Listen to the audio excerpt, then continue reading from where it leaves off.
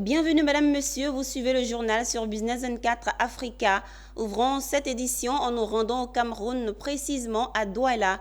Les agents économiques de la filière bois se sont retrouvés à l'hôtel Hilton de Yaoundé pour parler du secteur forestier, l'un des piliers les plus importants de l'économie camerounaise, aux côtés du pétrole brut et du cacao, avec une contribution de 14% aux exportations. Alors que l'industrie forestière camerounaise transforme la majorité des grumes produites, soit 70% de la production, il ne ressort de cette étape que des produits de première transformation.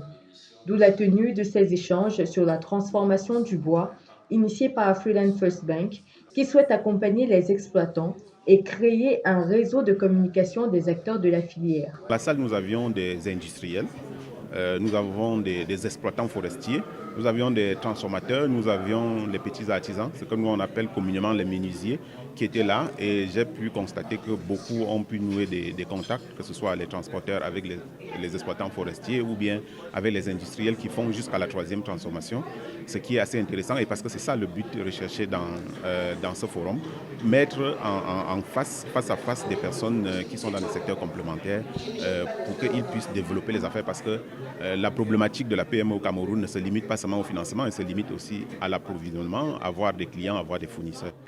Encouragés à la transformation de leurs matières premières, notamment avec la production des meubles, les acteurs forestiers bénéficient d'un avantage non négligeable: l'importation du matériel à taux zéro de douane.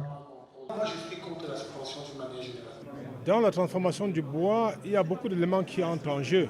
En dehors du bois en lui-même que nous trouvons sur place, il y a des éléments tels que du cuir, le vernis, les points, les agrafes que nous devons importer et qui, pour d'autres secteurs d'activité, sont une matière importée finie.